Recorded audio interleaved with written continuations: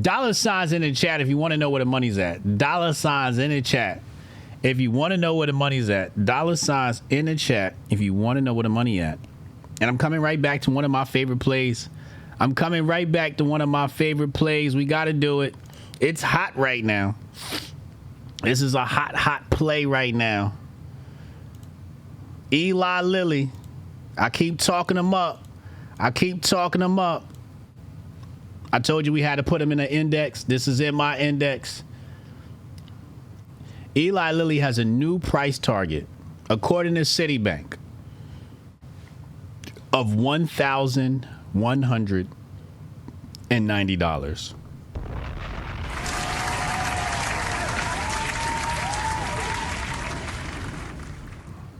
Yes, Eli Lilly. So why? What's going on with Eli Lilly? Well, we got some great news. I love when the news of your company hits the X app, when it lands on Elon's app and people are talking about it. We have this post here from Cremu.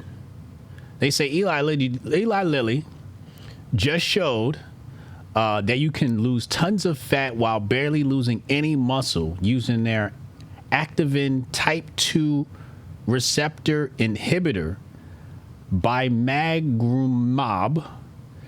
We are approaching a golden era of weight loss where everyone can easily be muscular and skinny. Prepare for hordes of hot Americans. Now, we went over it last night. We went over those ACE2 receptors and a whole lot of shit like that. So, you know, you gonna take this shit. That's on you. However, for the rest of us who are just simply investors, Hotep, you're a genius. HotepJesus.com. When somebody drops dead, you buy the dip, okay? When somebody drops dead, you buy the dip. You dollar cost average back up till they come out with another new drug. Hotep, you're a genius. HotepJesus.com. Okay, just buy the dip. If you got a friend on that shit, let me know how they feeling. That's a dip for sure. If you got a friend on that shit, let me know how they feeling. Just keep an eye on them. Okay? Just keep an eye on them. You know, if they look a little woozy, you know, or something like that, let me know. Okay? Let me know.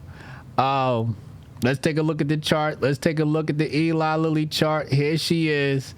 Let's look at the 1 day. Look at the 1 day. Hold on. Oh, my God. Oh, my God. Blue skies.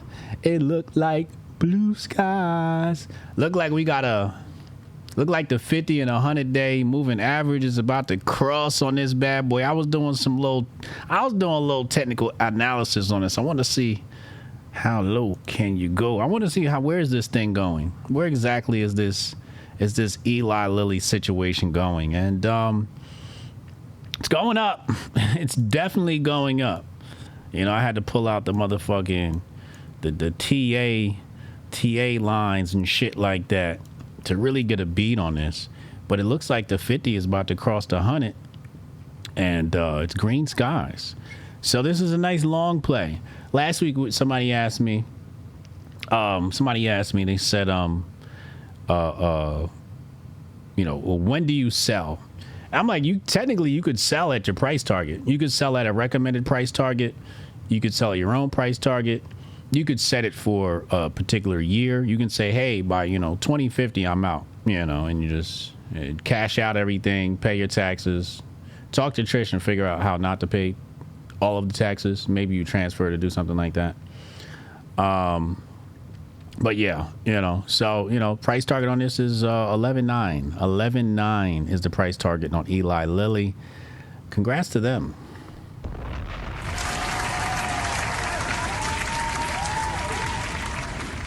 We got more news in the tech sector. Apple. You guys going to see that F1 movie? Apparently, there's some interesting news in regard to this. So, Apple is in talks with Formula One to put its camera lenses on the racing league's cars, according to Bloomberg. It says if the deal happens, it could alter how this sport is televised to the roughly 70 million people who watch each race. The talks come after Apple affixed dozens of iPhone cameras to an F1 car for the upcoming F1 movie, the latest movie from Apple Original Films. Apple and Formula One did not immediately respond to requests for comment from Seeking Alpha. Notice that, this is superior technology here. This is the iPhone. This is superior technology. Okay? This isn't that. We know some of you out there have those Android cameras. We know you have those Android cameras. We see the quality we get from those.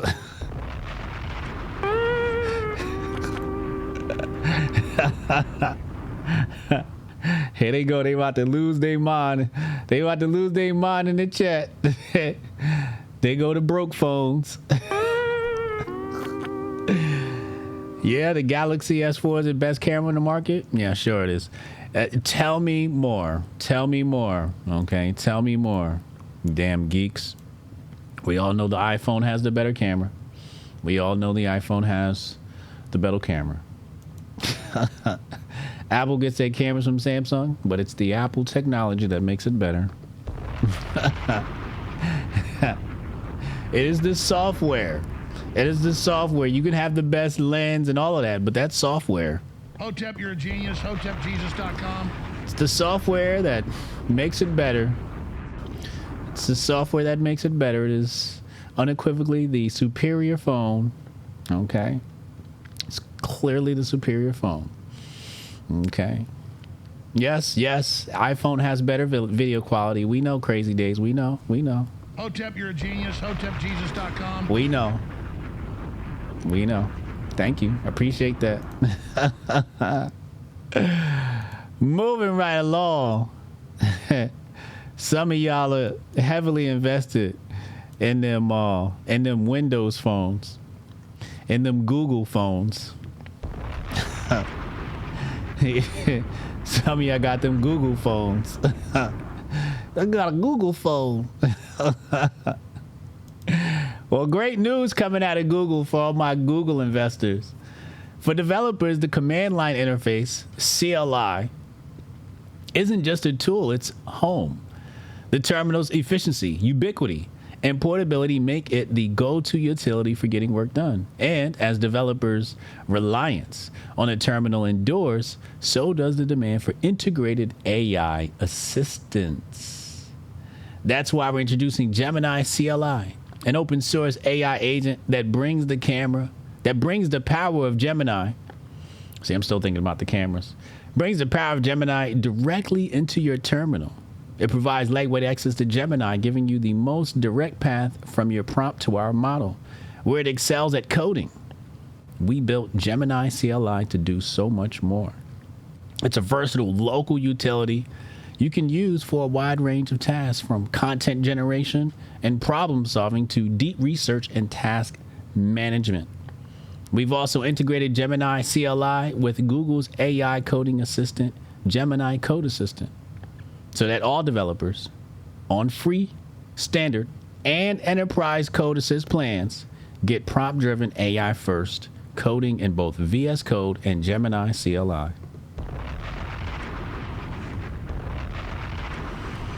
AI is coming everywhere. So you guys, I know I got some developers in the chat. All my developers out there, you probably heard this news. Great news. Shout out to all my coders and developers in the chat.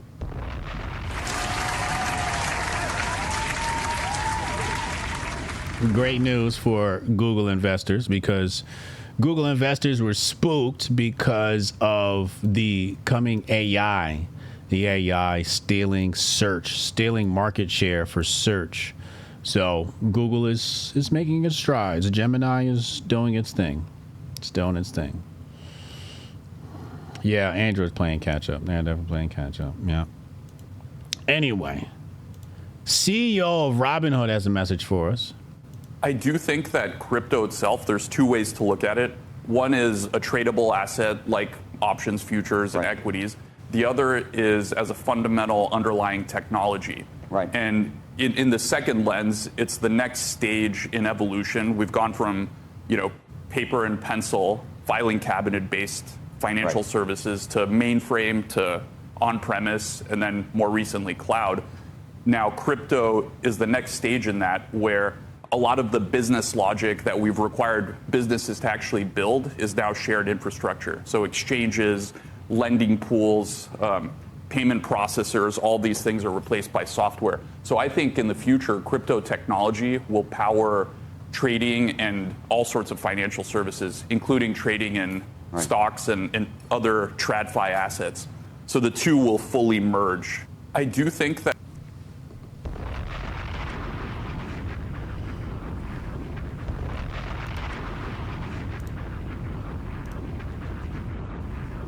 it's a crypto future.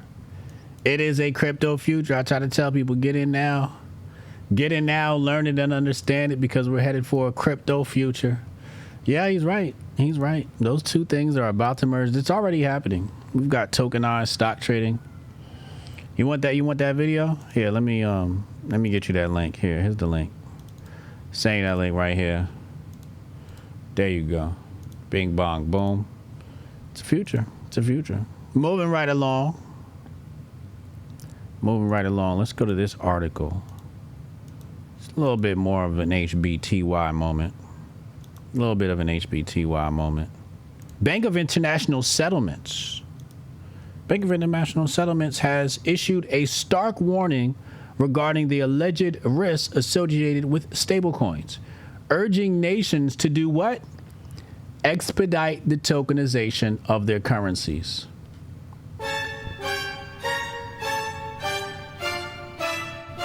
I feel like I could really run a nation. The more I think about it, I'm like, yeah, I could probably run a nation, because I was like, yo, why doesn't Argentina just stablecoin up? Like, Javier Milei takes over. What year was Javier Milei? What year did he take over? You know what I'm saying? And I'm just like, wait a second, like, why didn't he just stablecoin up? That's what I would have did. First day, I'm like, yo, we're going to help the economy. First thing we're going to do, we're going to tokenize our currency. That's what we're going to do. That's how we're going to start. And it hasn't happened. 23, right? Yeah, since 2023.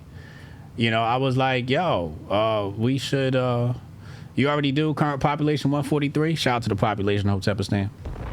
So I'm just like, yo, like, what are we doing? Like, what exactly is happening here? The BIS, often referred to as the central bank for central banks, highlighted concerns such as stablecoins' potential to undermine monetary sovereignty, transparency issues, and the risk of capital flight from developing countries. Now, this is the big one right here. This is the new form of colonization. The new form of colonization is the USD stablecoin, where there will be capital flight from developing economies. People are going to take their little shitty money and trade it in for United States stablecoins. Capital outflows. And yeah, so look out for that. That's going to be a big story coming in the future of crashing currencies. That's what's going to happen. It's going to happen is crashing currencies. What do you have here, Renee? That is your financial update of the day. Shout out to King J.